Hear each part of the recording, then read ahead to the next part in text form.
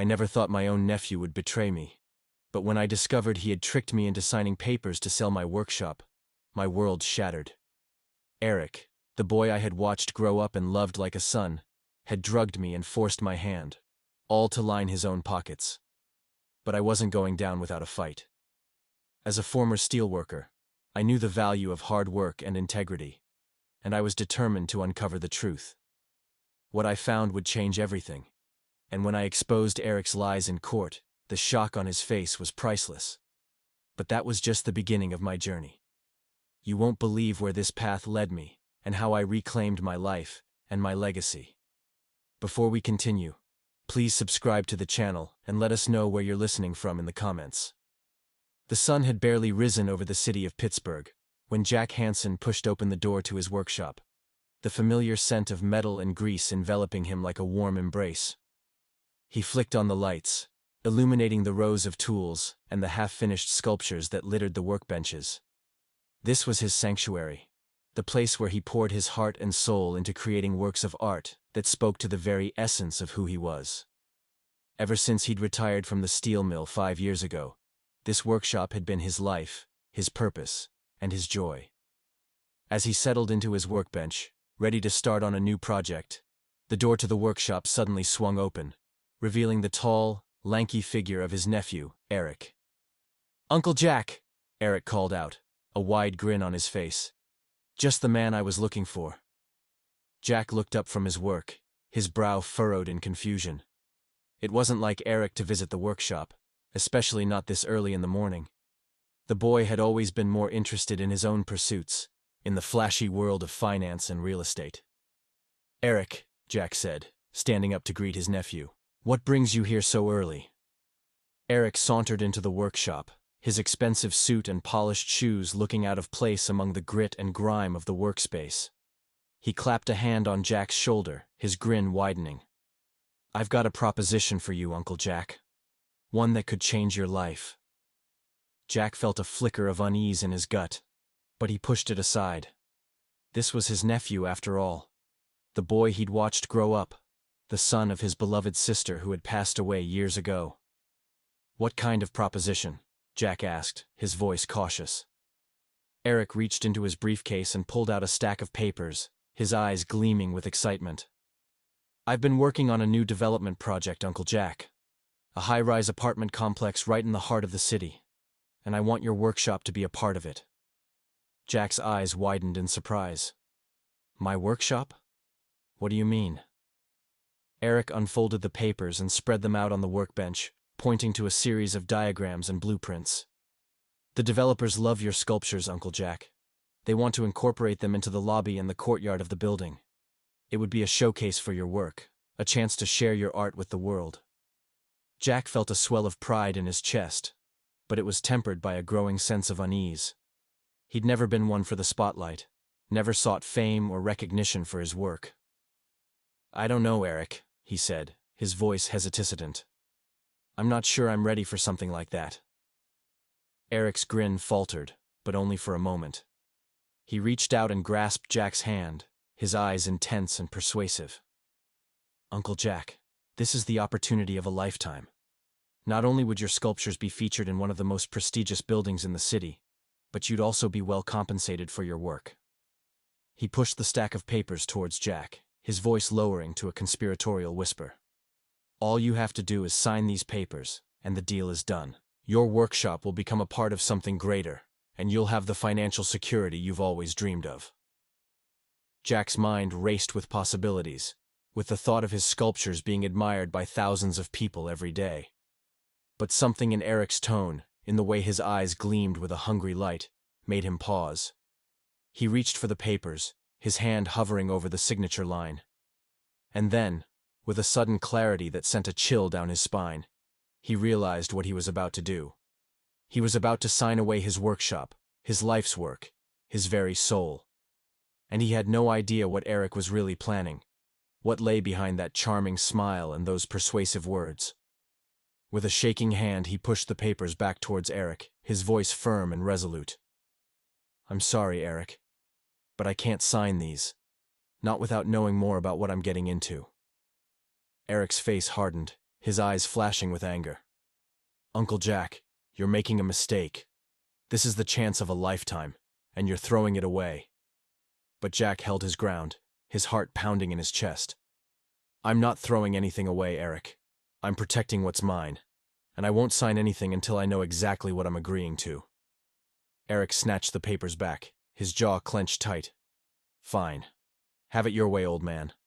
But don't come crying to me when you're struggling to make ends meet and your precious workshop is gathering dust." With that, he turned on his heel and stalked out of the workshop, leaving Jack alone with his thoughts and his fears. As he sank back down onto his stool, his mind racing with questions and doubts, Jack knew that he had made the right decision. But he also knew that this was only the beginning, that Eric's anger and resentment would not be easily quelled. And as he stared at the half-finished sculpture on his workbench, he couldn't shake the feeling that his life was about to change in ways he could never have imagined.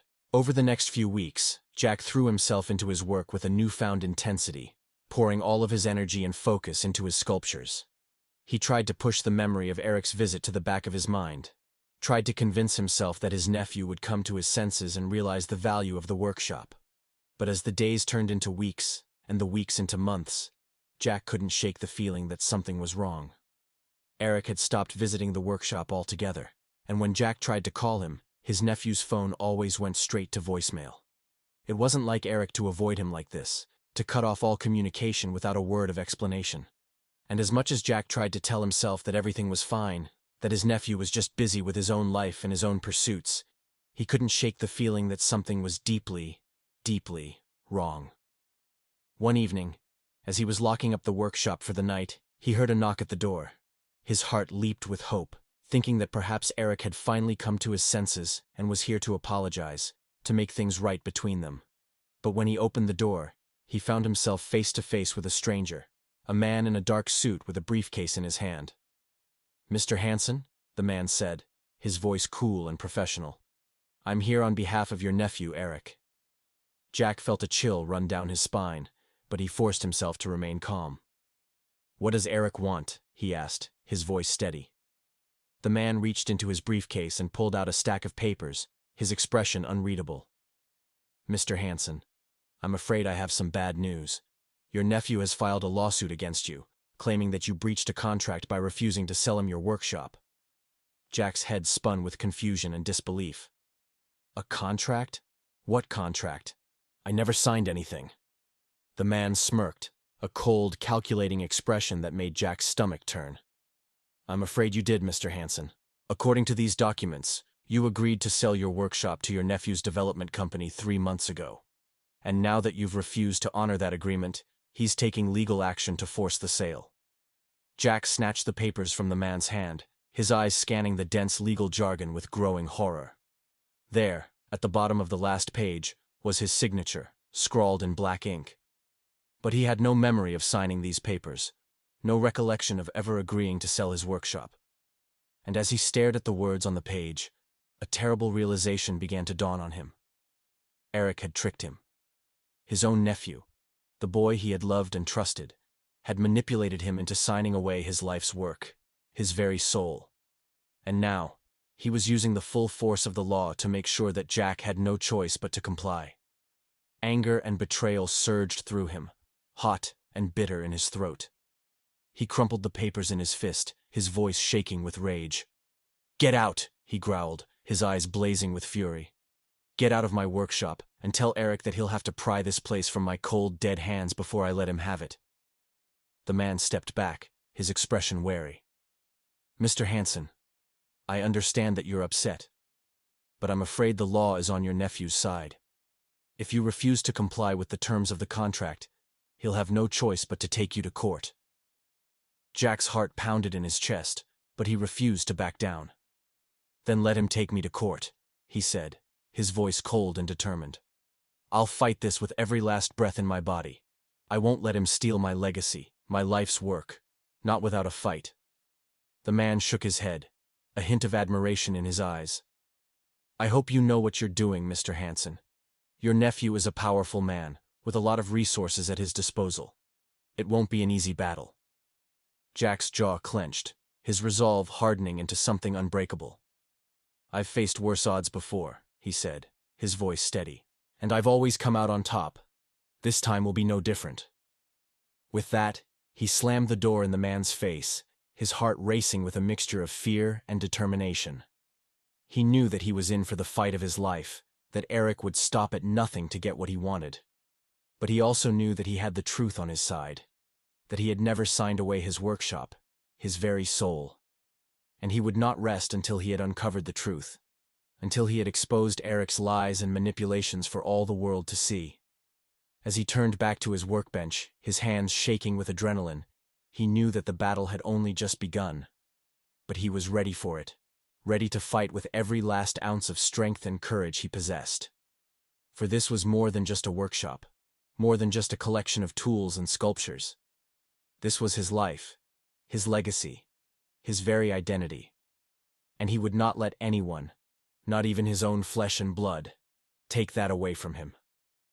With a deep breath and a steely resolve, he picked up his tools and got to work, his mind racing with plans and possibilities.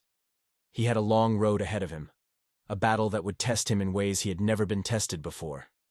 But he was Jack Hansen, a former steelworker, a master craftsman, and a fighter to the core. And he would not be broken, not by Eric, not by anyone. He would find a way to win, to protect what was his, and expose the truth for all the world to see. And heaven help anyone who tried to stand in his way. The next few weeks passed in a blur of legal proceedings and sleepless nights. Jack spent every waking moment poring over the contract that Eric claimed he had signed, searching for any loophole or inconsistency that could prove his innocence. He hired a lawyer, a sharp-eyed woman named Samantha, who had a reputation for taking on impossible cases and winning. Together, they combed through the dense legal jargon, looking for any shred of evidence that could support Jack's claim. But as the days turned into weeks and the court date loomed ever closer, Jack began to feel a sense of despair creeping over him. The contract seemed airtight, his signature clear and unmistakable on the bottom of the page. He couldn't understand how this had happened, how he could have signed away his workshop without any memory of doing so. He racked his brain, trying to remember the day that Eric claimed the contract had been signed. But his mind drew a blank. It was as if that entire day had been erased from his memory, leaving only a gaping hole where the truth should have been. One evening, as he sat in his workshop, his head in his hands and his heart heavy with despair, he heard a knock at the door. He looked up, expecting to see Samantha or another member of his legal team. But when he opened the door, he found himself face to face with a young woman, her eyes wide and her face pale with fear. "Mr. Hansen," she said, her voice trembling. "I'm sorry to bother you, but I need to talk to you. It's about your nephew, Eric." Jack's heart leaped into his throat, but he forced himself to remain calm. "What about Eric?" he asked, his voice steady. The woman glanced over her shoulder, as if afraid that someone might be watching. "Can I come inside?" she asked, her voice barely above a whisper. "I don't want anyone to see me here." Jack hesitated for a moment, but something in the woman's eyes, in the urgency of her voice, made him step aside and let her in. She walked into the workshop, her eyes darting around the space with a mixture of awe and fear. "Mr. Hansen," she said, her voice shaking. "I used to work for your nephew, Eric. I was his assistant at the development company." Jack's eyes widened, his heart pounding in his chest. "What do you mean, used to work for him? What happened?" The woman took a deep breath, her hands twisting together in her lap. "I quit," she said, her voice barely above a whisper. "I couldn't take it anymore. The lies, the manipulation, the way he treated people." She looked up at Jack, her eyes filled with tears. "Mr. Hansen, I was there the day that Eric claimed you signed that contract. I saw what really happened." Jack's breath caught in his throat, his mind racing with possibilities. "What did you see?" he asked, his voice hoarse with emotion.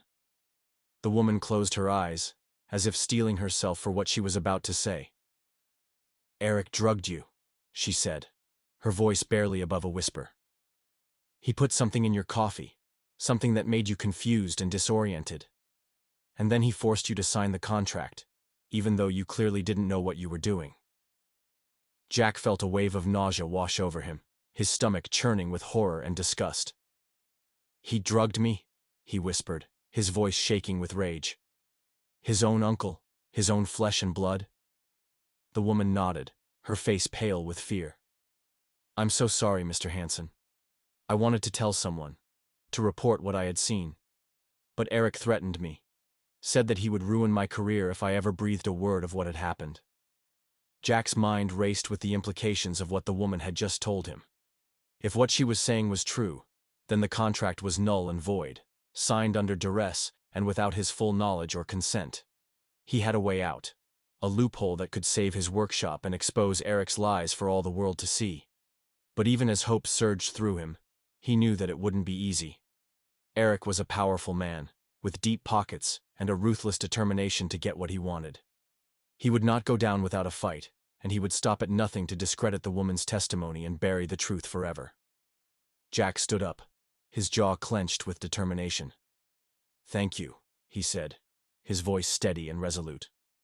"Thank you for coming forward, for telling me the truth.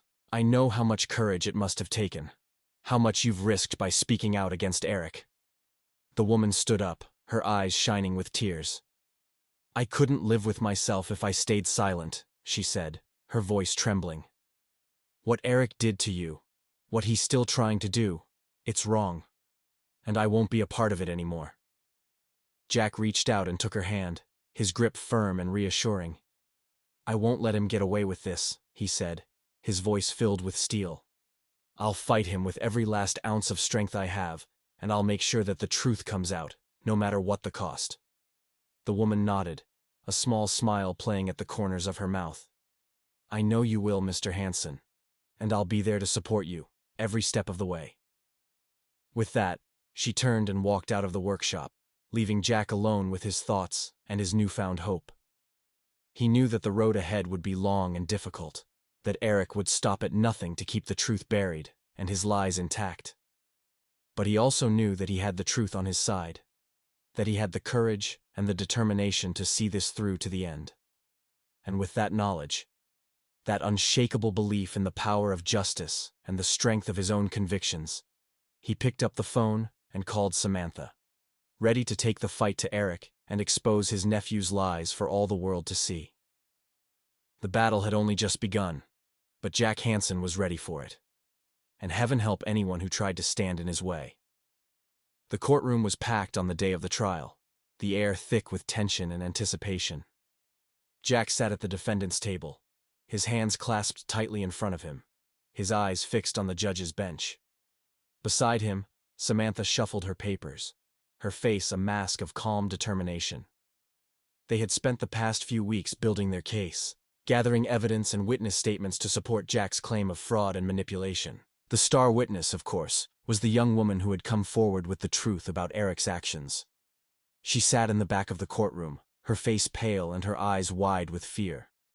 Jack knew how much courage it had taken for her to agree to testify, how much she had risked by speaking out against a man as powerful and ruthless as Eric. And he silently vowed to do everything in his power to protect her, to make sure that her bravery was not in vain. As the judge entered the courtroom and the trial began, Jack felt a sense of calm settle over him. He knew that the truth was on his side, that justice would prevail in the end. But as the hours ticked by and the testimony unfolded, he began to feel a sense of unease creeping over him. Eric's lawyer was a master of manipulation, twisting the facts and casting doubt on every piece of evidence that Jack and Samantha presented. He painted Jack as a confused old man, easily manipulated and prone to forgetfulness. He suggested that the young woman's testimony was nothing more than a disgruntled employee's attempt at revenge, a fabrication designed to tarnish Eric's reputation and destroy his business. And as Jack listened to the lies and the half-truths spilling from the lawyer's mouth, he felt a sense of despair washing over him. What if the judge believed Eric's version of events? What if he lost his workshop, his life's work, his very identity? But just as he was about to give in to despair, he heard a commotion at the back of the courtroom. He turned to see the young woman standing up, her face flushed with anger and determination. "Your Honor," she said, her voice ringing out clear and strong, "I have something to say, something that will prove once and for all that Mr. Hansen is telling the truth." The judge looked at her, his brow furrowed with curiosity. "And what is that, young lady?" The woman reached into her purse and pulled out a small device, holding it up for all to see. "This is a recording," she said, her voice trembling with emotion. "A recording of the conversation I had with Eric Hansen on the day that he drugged his uncle and forced him to sign that contract." The courtroom erupted in gasps and murmurs, and Jack felt his heart leap with hope. The woman walked to the front of the room and handed the device to the bailiff, who passed it to the judge. For a long moment, the only sound in the courtroom was the crackling of the recording as it played, filling the room with the damning evidence of Eric's lies and manipulations. Jack listened, his heart pounding in his chest, as he heard his nephew's voice, cold and calculating, discussing the plan to drug him and force him to sign away his workshop. He heard the young woman's voice, too, pleading with Eric to reconsider, to think about the consequences of his actions. And then, with a final damning piece of evidence, the recording ended, and the courtroom fell silent. The judge looked at Eric, his face a mask of disgust and anger. "Mr. Hansen," he said, his voice cold and hard, "in light of this new evidence, I have no choice but to rule in favor of the defendant. The contract is null and void, and you will be held liable for fraud and criminal misconduct." Eric's face drained of color, and he slumped back in his chair, his eyes wide with shock and disbelief. Jack felt a rush of relief and gratitude wash over him, and he turned to the young woman, his eyes shining with tears. "Thank you," he whispered, his voice hoarse with emotion. "Thank you for your courage, for your integrity. I will never forget what you've done for me." The woman smiled, her own eyes filling with tears. "I only did what was right, Mr. Hansen. What you would have done in my place."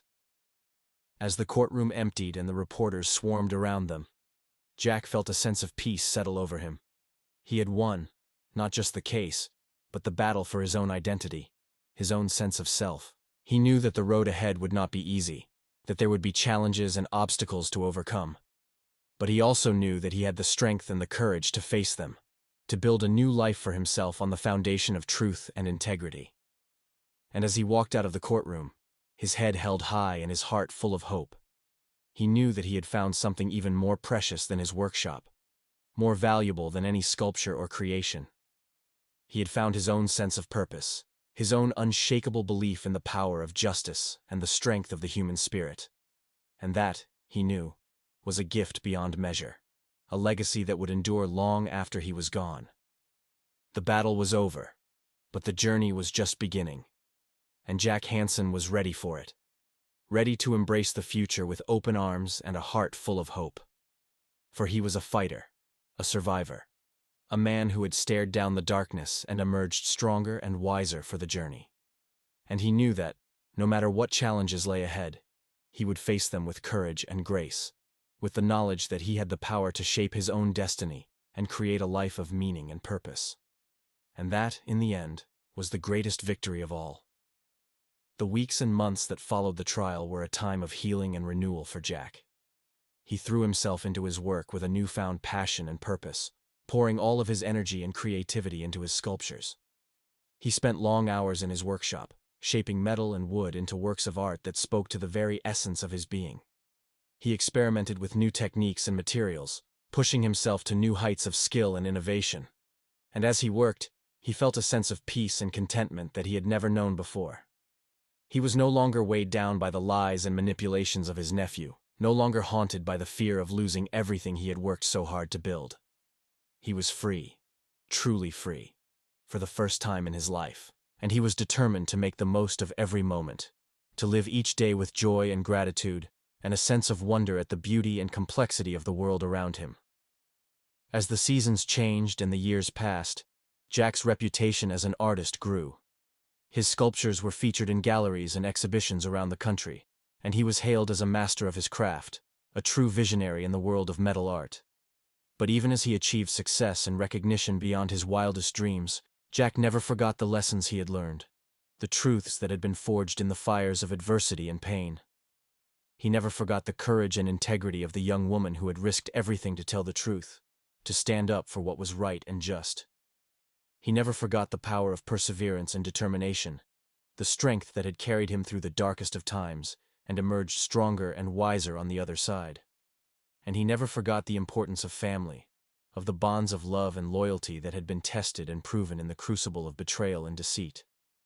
For even as he built a new life for himself, even as he surrounded himself with friends and admirers and the trappings of success, Jack knew that his true wealth lay not in his possessions or his achievements, but in the people he loved and the relationships he cherished. And so, as he entered the 20s of his years, Jack made a decision. He would pass on his legacy, not just his skills and his knowledge, but the values and the principles that had guided him throughout his life. He began to take on apprentices, young men and women who showed the same passion and dedication that he had once possessed. He taught them the secrets of his craft, the techniques and the tools that had made him a master of his art. But more than that, he taught them the importance of integrity and honesty, of standing up for what was right and true, no matter the cost. He showed them the power of perseverance and determination, the strength that could be found in the face of adversity and pain. And as he watched his apprentices grow and flourish, as he saw the light of inspiration and creativity kindling in their eyes, Jack knew that he had found his true calling, his true purpose in life. He was no longer just a sculptor, no longer just an artist. He was a teacher, a mentor, a guide to the next generation of dreamers and visionaries. And he knew that, through them, his legacy would live on, that the values and the principles he had fought for would endure long after he was gone.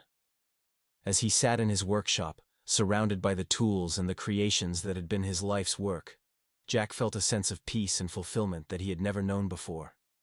He had faced the darkness and emerged stronger and wiser for the journey. He had built a life of purpose and meaning, a legacy that would endure long after he was gone.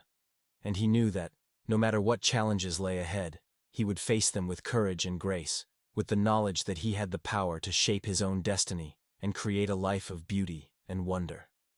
For he was Jack Hansen, a sculptor, a teacher, and a man of honor. And he had found his true calling, his true purpose in life. And that, he knew, was the greatest gift of all, the most precious treasure that any man could ever hope to claim. So he picked up his tools and got to work, his heart full of joy and his mind full of possibilities.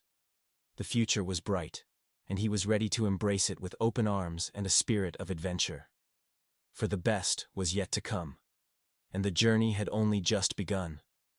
And Jack Hansen was ready for it, ready to face whatever lay ahead with courage and determination, with the knowledge that he had the strength and the wisdom to overcome any obstacle and emerge victorious on the other side. And that, in the end, was the true measure of a life well lived, the only legacy that really mattered. And it was a legacy that he would cherish always, in this life and beyond. If you like this story, please like this video, subscribe to the channel, and share your impressions of this story in the comments. To listen to the next story, click on the box on the left. Thank you for watching.